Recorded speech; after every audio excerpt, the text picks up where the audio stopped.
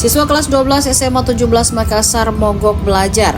Sejumlah siswa lebih memilih tidak masuk ke kelas sebagai bentuk protes usai sekolah lalai menjalankan tugasnya. Setidaknya 80% siswa kelas 12 tidak hadir. Hal itu diungkapkan Wakil Kepala Sekolah Kartini Kurnia saat ditemui di SMA 17 Makassar pada Kamis 6 Februari 2025. Pantauan tribuntimur.com, suasana sekolah memang nampak lengang. Tak banyak aktivitas di luar ruangan belajar siswa. Sementara siswa kelas 10 dan 11 tetap belajar seperti biasa. Kartini Kurnia memaklumi sikap para siswa yang begitu kecewa. Pihak sekolah hanya bisa memastikan keberadaan siswa bisa aman bersama orang tua.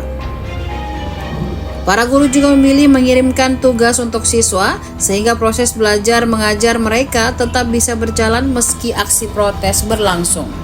Sebelumnya, salah seorang orang tua siswa Azhar Ghazali mengungkapkan pihak sekolah sudah lalai dalam menjalankan tugasnya, padahal masa penginputan data siswa menurutnya sudah cukup lama. Dirinya menyebut kesalahan fatal telah dilakukan oleh pihak sekolah, sebab menyangkut juga masa depan siswa yang berharap masuk perguruan tinggi negeri atau PTN melalui jalur SNPP.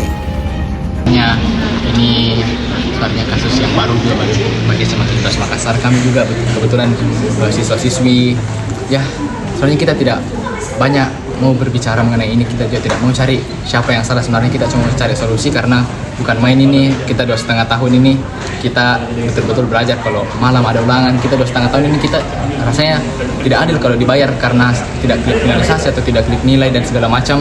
Kita rasanya tidak adil. Jadi makanya kita berusaha cari cara bagaimana, karena ini hal-hal yang terjadi pada saat ini telah kami usahakan 2,5 tahun sebelumnya. Jadi bagaimana caranya kita lalui semua jalan, insya Allah diberikan kemudahan.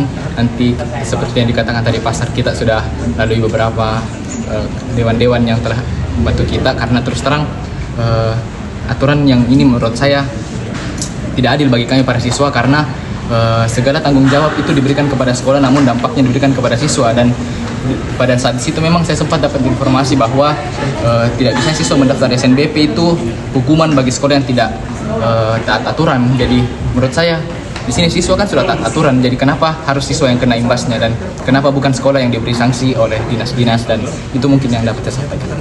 Tentu kita semua panik, kaget, karena ini yang sudah kita tunggu dari lama, dan mungkin beberapa orang juga tujuan utamanya untuk masuk SMA 17 mau masuk PTN lewat jalur ini. Dan terus terang juga saya hubungi operator sekolah, saya mencoba untuk bagaimana caranya kita tetap bermediasi dengan siswa-siswa sehingga tidak ada kepanikan, dan juga bagaimana cara kita untuk tempuh dulu jalan seadanya sesuai prosedur dari Kemendikbudristek. Download Tribun X sekarang, menghadirkan lokal menjadi Indonesia.